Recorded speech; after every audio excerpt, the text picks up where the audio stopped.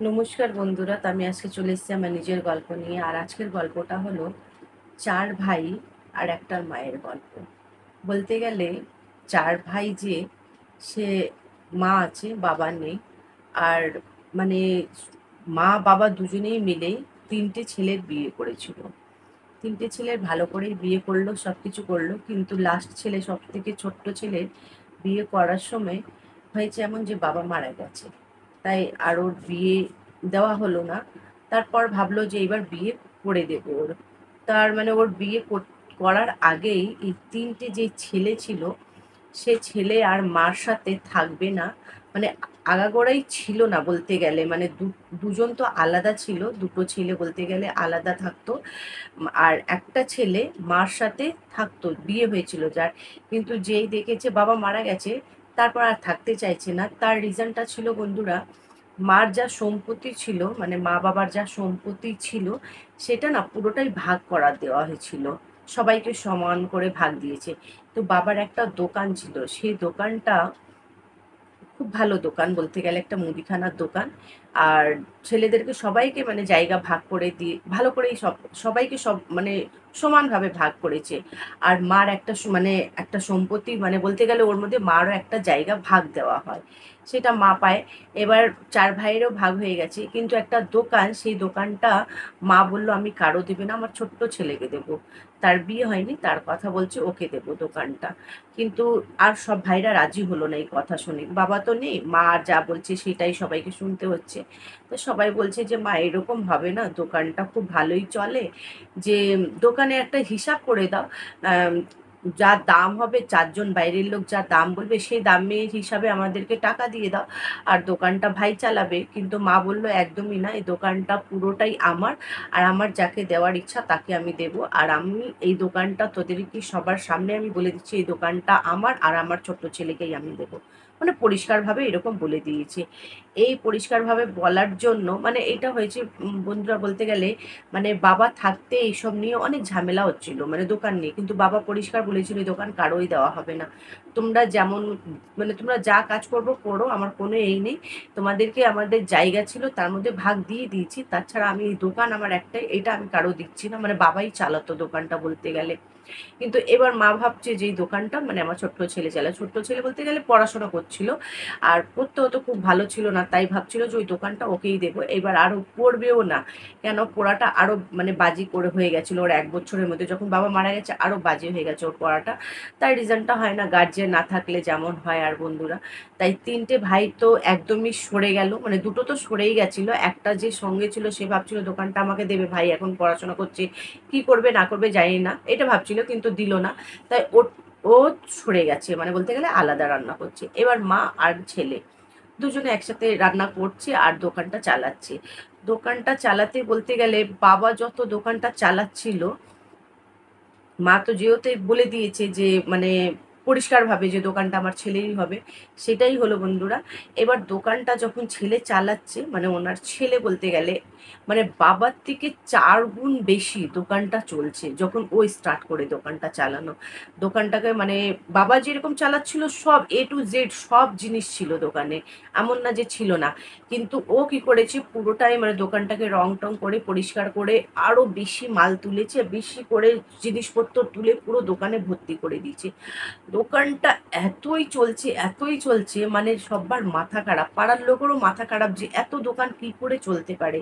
জানি না, ছেলেটার ভাগ্যটা বলতে গেলে ভালো, মানে দোকানে যে ও মানে স্টার্ট করে কাজ করা, প্রচুর দোকান চলে, মানে আরো আশেপাশে অনেক দোকান ছিল মুদিখানা, সেগুলো মার খেয়ে গেছে ওর দোকানের সামনে। ও দোকানটা এতই চলছে, এত ভিড় যে ও মাল দিতে পারছে না, ও মা আর ছেলে মিলে মাল দিতে পারছে না, একটা লোক রেখেছে দেওয়ার জন্য। কিন্তু আগে মা বাবা করতো, সেরকম ভিড় ছিল না, জানি না কেন এত ভিড় দোকানে। সেটা নিয়ে পরে কি হয়, মানে ভাই ভাইয়ের মধ্যে আবার ঝামেলা হয়। বেশি না, 6 মাসের মধ্যে আবার ঝামেলা স্টার্ট হয়, আবার ভাইরা ভাগ নেওয়ার জন্যই করে। তার মধ্যে মানে এই ঝামেলাটার জন্য মা কি করে এইবার যে পরিষ্কারভাবে কাগজে লিখিত করে দেয় যে এটা দোকান আমার ছেলেরই, আর কারোই না। মানে এটা একটা আইনের হিসাবে করে দেয় যে এটা আমার সম্পত্তি, আমার ছেলে আমার সব আমার করে দেবে, এদের কিচ্ছু করতে হবে না। কেন না বন্ধুরা, একটা মন মানে বলতে গেলে না মানে মানুষ নিজের ছেলে, ওইটা তিনটেই নিজের ছেলে, চারটেই নিজের ছিল ওনার, কিন্তু তিন ছেলে যা করেছে মানে স্বামী মারা যাওয়ার পর মানে ও কোনো এই নেই, মানে নিজে খাচ্ছে দাচ্ছে ভালো করে থাকছে, কিন্তু দেখতেও আসছে না যে মা আমার ছোট ভাই কেমন আছে না আছে, কিচ্ছুই না। ওরা যেমনই থাক, খাচ্ছে কি খাচ্ছে না, কেমন থাকছে কোনো দেখার নেই। কিন্তু হ্যাঁ, দোকানটা যেই মানে খুব সুন্দর করে চলছে সেটা দেখে আর ওরা থাকতে পারছেন, তখন আবার স্টার্ট করেছে যে আবার মানে ভাগ নেবেই করবে। তখন মা ওর লিখিত ওর নামে করে দিয়েছে দোকানটা, আর কিচ্ছু করা যাবে না। যাই হোক, দোকানটা এতই চলছে মানে চলার পর বন্ধুরা বলতে গেলে মানে বলে না পাড়ার লোক মানে সবাই খুশি, কেন ওর বাবা নেই, ছেলেটা এতই ভালো, মানে বলতে গেলে শুধু পড়াশোনাতেই ভালো ছিল না, মানে পরিষ্কার কথা বলতে গেলে এইটাই, পড়াশোনাতে ভালো ছিল না। তারপর ও পাড়াতে সবার সাথে এতই মিশতো, এতই সবার সাথে ভালো করে কথা বলতো, সবারই ভালো লাগতো যে এত ভালো ছেলে কি করে মানে আর তিনটে ভাই তো অত ভালো না, এ খুব ভালো, সবার সাথে মিশতো, সবার সাথে কথা বলতো, মানে মামি জেঠি পিসি সবাইকে এইভাবে করে মানে সম্মান দিয়ে কথা বলতো, এই করতো। দোকানে আসলে সবার থেকে হাসি মুখে কথা বলতো করতো, মানে খুবই খুবই ভালো লাগতো বন্ধুরা বলতে গেলে। দোকান দোকানটা এতই সুন্দর চলছিল, চলতে চলতে দোকানে ওনাকে অনেক টাকার মাল ঢুকিয়েছিল। তার রিজনটা বন্ধুরা, দোকানটা যেহেতু নতুন করে ও সব কিছু করে মানে করেছিল, তাই মানে সব মালপত্র বাবার থেকে অনেক বেশি, মানে 4 গুণ বেশি দোকান চলছে, সেই রকম 4 গুণ বেশি মালপত্র ঢুকিয়েছে। এবার এই দাদারা এতই বিচ্ছিরি কাজ করে, মানে নিজের ভাই হয়ে এইরকম যদি করে, আমার তো মনে হয় যে এইরকম মানুষ মানে পৃথিবীতে আমি চাই না যেন হয়। বলতে গেলে বন্ধুরা মানে এই দাদারা 3 জনা মিলেই দোকানে রাত্রিবেলা কি করে জানুন না, সে কিভাবে করে আগুন লাগিয়ে দেয় দোকানে, পুরো হাউ হাউ করে জ্বলতে স্টার্ট হয়। যখন খুব জ্বলতে স্টার্ট হয় মানে পুরো ধোঁয়া ধোঁয়া বেরোয় এই হয়, তখন মানুষ জানতে পারে, দৌড়িয়ে আসে, অনেক জল ফেলে, অনেক কিছু করে, ফায়ার ব্রিগেডকে ডাকা হয়, কিন্তু কিচ্ছু হয় না, সব কিছু জ্বলে পুড়ে শেষ। কেন বন্ধুরা, সব মানে জিনিস যেমন মানে একটা মুদিখানার দোকানে যা জিনিসপত্র থাকে, সেই জিনিসে ওরা কি জিনিস ফেলেছে করেছে, মানে যে কোনো কিছুই বাঁচিয়েনি। তার রিজনটা ওই সব জিনিস না একটা ধরলে 4টে ধরে যাবে, সেই হিসাবে কিচ্ছুই বাঁচলো না। মানে ওইটা সব খোলা টোলা হলো, মানে ওই বলতে গেলে ছোট ভাইটা পাগলের মতন হয়ে গেছে, একদম পাগল যাকে বলে। মানে ও মানে এত মানে ধাও ধাও করে আগুন বেরোচ্ছে, তার মধ্যে ও লাফাতে যাচ্ছে যে আমি নিভাবো, আমি যা করার ইচ্ছা আমি করব, সব জিনিস আমার চলে গেছে মা, আমি মানে ওকে ধরার জন্য 10 জন ওকে ধরে রেখেছে, চেপে ধরে রেখেছে, নালে ও আর থাকতে পারছে না। ও মানে জল ফেলবে, হ্যান করবে, অনেক মানুষ অনেক কিছু করছে, কিন্তু কিছুই হলো না বন্ধুরা। মানে সকালবেলা বলতে গেলে মানে এটা রাত্রিবেলার ঘটনা, সকালে মানে পুরোটা মানে একটু নিভে গেলেই তো খুলবে, বা ফায়ার ব্রিগেড এসে বলতে গেলে জল টল দিল, সবই হয়েছে। তারপর খুলে যখন দেখছে ভেতরে মানে কোনো জিনিস ভালো না, সব কালো পুরো এই হয়ে গেছে, আর সব জায়গায় জায়গায় মানে এখনো একটু একটু আগুন আছে, যেহেতু জল দিয়ে পুরো নিভিয়ে দিয়েছে, তারপরে খোলা হয়েছিল। তাও মানে এত খারাপ অবস্থা, মানে 3টে ঘরের একটা ঘর বানিয়েছিল বড় করে, সেই ঘরের মধ্যে ও মুদিখানা দোকান খুলেছিল। আর মানে 3টে ঘর বলতে গেলে 2টো ঘরের মধ্যে মুদিখানা দোকান, আর একটা ঘরে গোডাউন্স মতো সব জিনিসপত্র রেখেছে, একটাও জিনিস বাঁচিনি বন্ধুরা, একটাও না। মানে ও এমন অবস্থা ওর হয়ে গেছে, ও সুসাইড করতে স্টার্ট মানে সবসময় ভাবে যে আমি সুসাইড করব।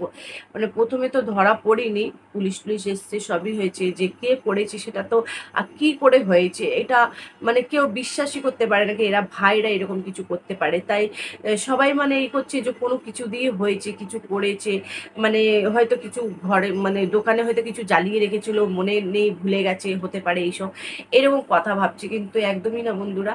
এটা নাকি তখন জানতে পারে না, পুলিশরা অনেক খোঁজ লাগায়, কিছুই খুঁজে পায় না, কেননা যে এইসব স্টার্ট হয় না, সব ও দাদা বৌদি সব দৌড়িয়ে আসে, মানে কান্নাকাটি করে, একটু মানে হয় না ঢং করা, সেইগুলো পুরোটাই ঢং করে মানে মানুষের সামনে দেখায় যে আমরাও মানে এর মধ্যেই আছি, কিন্তু একদমই না।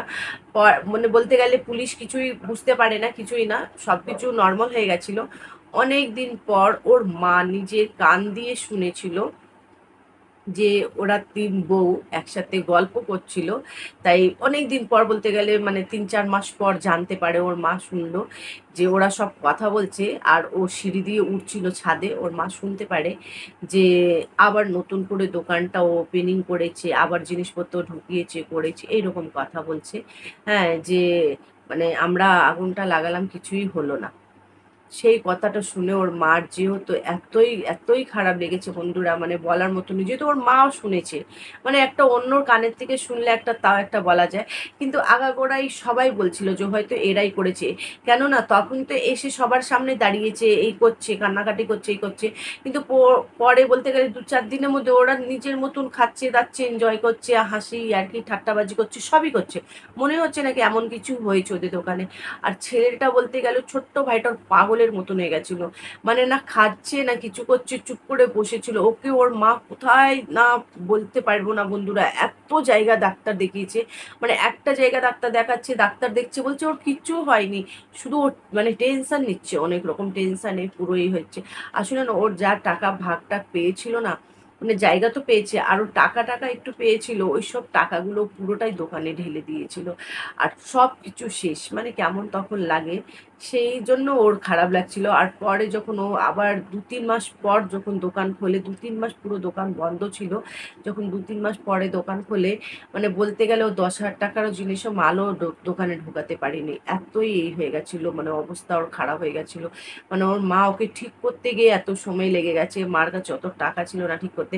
কিন্তু কোনো দিন ওর ভাইরা বলল না যে বা ভাইয়ের মানে শরীর খারাপ আছে, এই আছে, আছে, কোথাও তুমি অনেক জায়গা ডাক্তার দেখাতে নিয়ে যাচ্ছ, আমিও যাব সঙ্গে করে, বা দোকান করতে গিয়ে যে আমি একটু কিছু টাকা দিচ্ছি বা হেল্প করছি, কোনো কিছুই না।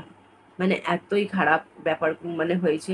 বলতে গেলে বন্ধুরা, মানে মানুষ বলতে গেলে এরকম আছে, মানে ভাবতেও পারে না মানুষ কি এরকম হতে পারে। মানে নিজের দাদা এরকম কাজ করতে পারে, নিজের দাদা বৌদি মিলে এরকম করলো।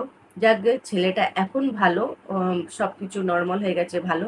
দোকানটা কিন্তু জানি না কেন এখন আর ওইরকম চলে না যেরকম আগে চলতো। এখন নর্মাল বাবা যেমন ওর চালাতো সেই রকমই হয়ে গেছে, মানে টুকটাক কাস্টমার আসে সেই রকমই। জানি না কেন এটা অনেক কাস্টমার একবারে আসা, এরকম হয়ে যাওয়ার, তারপর আবার কাস্টমার এরকম হয়ে যাওয়ার, একদমই বুঝতে পারলাম না বন্ধুরা। তাই এই ছোট্ট গল্পটা আপনাদের সাথে শেয়ার করলাম। জানি না আপনাদের কেমন লেগেছে। যদি ভালো লাগলে অবশ্যই লাইক, কমেন্ট, শেয়ার আর সাবস্ক্রাইব করবে, খুব ভালোবাসা দেবে। আপনারা ভালো থাকবে, সুস্থ থাকবে, আমার ভিডিওগুলো দেখতে থাকবে। Bye bye.